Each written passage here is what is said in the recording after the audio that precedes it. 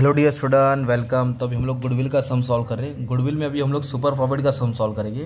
तो आपके लिए क्वेश्चन भी लिख दिया हूँ और इधर बड़ा पैराग्राफ वाला एडजस्टमेंट भी दे दिया है। तो पहले ना गुडविल में ना ये सुपर प्रॉफिट मेथड बोले बच्चे लोग, मतलब अपने को गुडविल निकालने का कौन सा मेथड बोला है? Super profit. Okay, goodwill value super profit method. तो ये वाला मेथड को कैसे सॉल्व करना है, तो पहले आपको फॉर्मूला याद करना पड़ेगा। तो मैं गुडविल का फॉर्मूला लिख देता हूँ। तो गुडविल का फॉर्मूला क्या है बच्चे लोग? नंबर ऑफ ईयर, ये नंबर ऑफ ईयर है ना, नंबर ऑफ ईयर परचेज जो क्वेश्चन में दिया रहेगा 5 साल 3 साल, और सुपर प्रॉफिट से क्या करेंगे? मल्टीप्लाई करेंगे।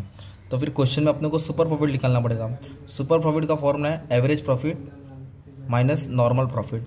एवरेज को एफएमपी बोलते हैं। क्या बोलते हैं? एफएमपी। तो नॉर्मल प्रॉफिट के लिए आपको कैपिटल एम्प्लॉयड निकालना पड़ेगा। क्या निकालना पड़ेगा? Capital employed. तो कैपिटल एम्प्लॉयड कैसे आएगा? एसेट्स और लायबिलिटी को क्या करेंगे? माइनस करेंगे। फिर नॉर्मल प्रॉफिट जो कैपिटल एम्प्लॉयड है ना, उस पर नॉर्मल रेट ऑफ रिटर्न का परसेंट दबाएंगे, है ना। और एफएमपी कैसे आएगा? एफएमपी तो 5 साल का प्रॉफिट रहेगा ना, सबको ऐड करेंगे, 5 से डिवाइड करेंगे, फिर टैक्स जनरल जो माइनस करेंगे। तो आ जाओ शुरू कर रहा हूँ, सुनो। तो सबसे पहले अभी इधर क्या कर रहे हैं हम लोग मालूम है क्या? सबसे पहले कैपिटल एम्प्लॉयड निकालेंगे। तो कैपिटल एम्प्लॉयड के लिए क्या करना है? एसेट्स और लायबिलिटी को माइनस करना है। एसेट्स और लायबिलिटी को, तो ये सब एसेट्स लिख देने का। अगर इधर गुडविल रहेगा तो नहीं लिखने का, इधर गुडविल रहेगा तो, और प्रिलिमिनरी एक्सपेंस भी नहीं आता है ना। और लायबिलिटीज में क्या दिया? कर्जा दिया ना। तो एक बैंक ओवरड्राफ्ट है, एक क्रेडिटर है, एक टैक्स है और एक डिविडेंड है। तो 4 कर्जा हो गया। कितना कर्जा हो गया? 4 कर्जा। अभी एडजस्टमेंट पढ़ना पड़ेगा किसकी क्या वैल्यू दी है। तो इधर बोला लैंड एंड बिल्डिंग के वैल्यूड एट 3,75,000। तो लैंड एंड बिल्डिंग के जगह पे 37,50,000 लिखेंगे हम लोग। ओके, लैंड एंड बिल्डिंग तो 3,75,000। Plant and machinery 2,25,000। तो प्लांट एंड मशीनरी में कितना लिखेंगे? 2,25,000। फिर और किसी की वैल्यू दिया है? नहीं दिया है। नॉर्मल रेट ऑफ रिटर्न 8% दिया है। गुडविल बोला 3 साल का निकालने का। उसके आगे की भी बात की, इंट्रिंसिक वैल्यू भी निकालना है ये मेथड से, तो सब हो जाएगा। तो बाकी की तो वैल्यू दिया नहीं है, तो बाकी के लिए हम क्या करेंगे? Stock, debtor, cash bank, as it is लिखेंगे। बुक वैल्यू लिखेंगे। बुक वैल्यू का मतलब होता है बैलेंस शीट वैल्यू। और कर्जा क्या क्या दिया? 1 2 3 4 एज इट इज डिक्टो सेम उठा के कर्जा डाल दिया ना। फिर आप क्या करेंगे? कैपिटल एम्प्लॉयड निकालेंगे। How to solve capital employed? Assets और लायबिलिटी को माइनस करेंगे। ये एसेट्स है आपका, ये लायबिलिटी है, इसको माइनस करके कैपिटल एम्प्लॉयड आ जाएगा। क्या आ जाएगा? जैसे ही कैपिटल एम्प्लॉयड आया ना, वैसे ही नॉर्मल प्रॉफिट निकाल लो। क्या निकाल लो? तो कैपिटल एम्प्लॉयड कितना? 17,80,000। 17,80,000 लिखने का, उस पर नॉर्मल रेट ऑफ रिटर्न क्या लिखने का? तो कितना परसेंट दिया है? Normal rate of return 8%। मतलब 17,80,000 है ना, उसके पर 8% लेंगे। तो अपना अमाउंट आएगा 1,42,400। तो ये आपका हो गया सेकंड। क्या पार्ट हो गया? सेकंड। अभी अपने को करना है प्रॉफिट को सॉल्व। क्या सॉल्व करना है? प्रॉफिट। तो कितना साल का प्रॉफिट दिया? 1 2 3 4 5। We have given 5 year profit. तो पांचों प्रॉफिट को लिखने का, पांचों को ऐड करने का, उसको बोलेंगे टोटल। क्या बोलेंगे? टोटल। समझा ला पार्ट? टोटल प्रॉफिट निकालेंगे। क्या निकालेंगे?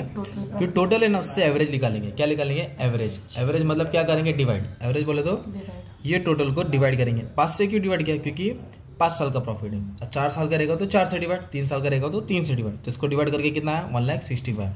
अब ये प्रॉफिट से पहले टैक्स माइनस करेंगे, फिर जनरल रिजर्व माइनस करेंगे।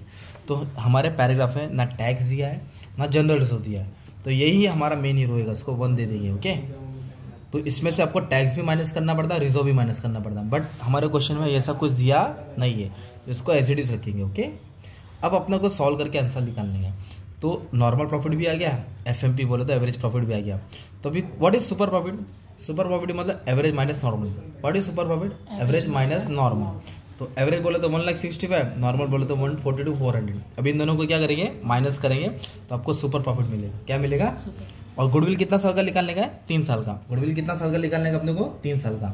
तो गुडविल अपने को 3 साल का निकालेंगे ना, तो फिर सुपर प्रॉफिट का फॉर्म आएगा। Goodwill is equal to super profit number of year purchase. तो अपना सुपर प्रॉफिट कितना है? 22,600। सुपर प्रॉफिट कितना है? 22,600।